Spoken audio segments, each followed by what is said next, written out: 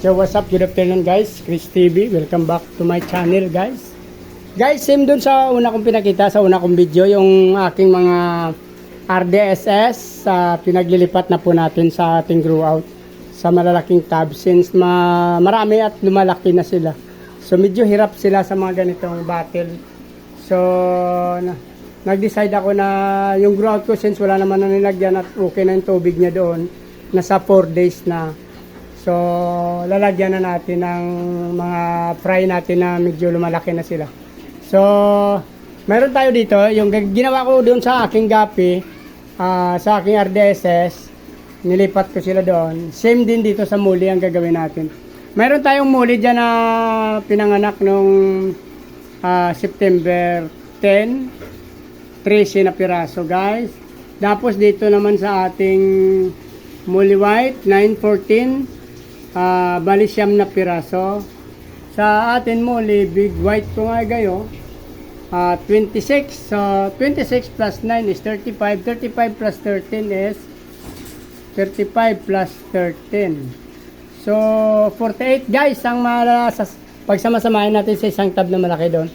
And dito sila guys, so yan.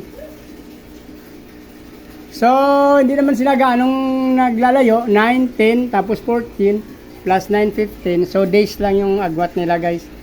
So, i-acclimate na natin sila doon, guys. Paglalagay na natin sila doon. Sa madilim doon, guys. Minsan na kayo kasi medyo madilim doon. So, may bubong kasi ako nilagay dito, kaya hindi nyo makikita. So, acclimate ko na lang to muna, guys. So, wala tayong tagawak ng ito na lang, ipapakita ko na lang sa inyo. Ito yung mga nililipat natin. Ayan. Lahat to guys yung muli white ko to. Malalaki to yung mga muli white ko guys kasi big mama nito. Mga big mama kasi ang mga parents nito guys, saka big papa. Malalaki siya na guys yan. Actually meron pa ako dito mga muli, so kaso ang problema ko guys, ayoko namang dumami sila ng dumami at hindi sila maayos mamuhay doon. Kasi meron pa ako dito 988 to. Muli pa yan guys, marami pa yan. Mayroon pa akong muli dito na nakasali din sa atin ng mga, ayan kasi pa isa-isa dalawa, pa konti-konti, kaya naging sagyol lang sila guys. Sa isang tab na to, ang dami nila guys. So, pero konti-unti lang naman, mayroong isa, mayroong tatlo, mayroong 5, saka yung, marami lang dyan yung EBS, saka yung chops na to. So, unti-unti na lang muna natin, hindi wag naman natin pagsama-samahin ulit. Since hindi pwede na malaki, so sobrang dami naman, mahirapan din tayo magpalaki. Mayroon pa ako dito nga mga RDSS, mga IBM. Mga IBM pa dyan guys sa taas. Like nito, yan o, mayroon pa ako dyan, mga IBM. Pero, gawa natin ang paraan yan. Unahin na lang muna natin yung iba na medyo, bawasan na natin. So, i-acclimate ko na to guys. So, dito na lang muna, i-update ko na lang kayo pag lumalaki na sila. Since may lupa na ako pinakuha dun sa mga bata, nagutos ako guys. So, binigyan ko lang sila pang merienda. Bukas, manguha ako ng plants din doon. Or Sunday, kasi may pupuntahan pa pala kami bukas. So, sa Monday, kukuha ako ulit ng mga plants doon sa pinaglagyan ko ng karbas ko sa kabila. Since malawak yung bakante doon. Manguha ako ng doon guys. Mga plants na ulit. Nga pinakita ko sa inyo sa mga video. Mayroon pa ako dyan sa itaas. Totally, pero kukunti na lang.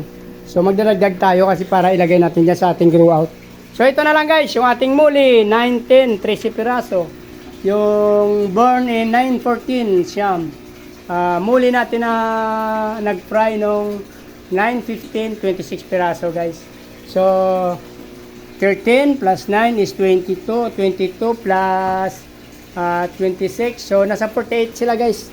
So dito na lang muna guys. Update ko na lang kayo ulit pagka kung kamustahin natin sila sa sunod na mga buwan guys.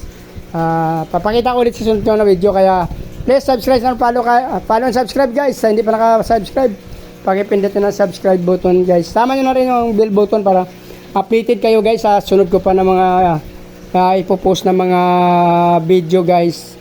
Sa akin naman ng mga supporters, maraming salamat sa inyo. Sa mga subscriber guys, sana wag kayong magsawa sa pagsuporta. Mabuhay kayo hanggang gusto nyo. Maraming salamat, magandang hapon guys, bye bye.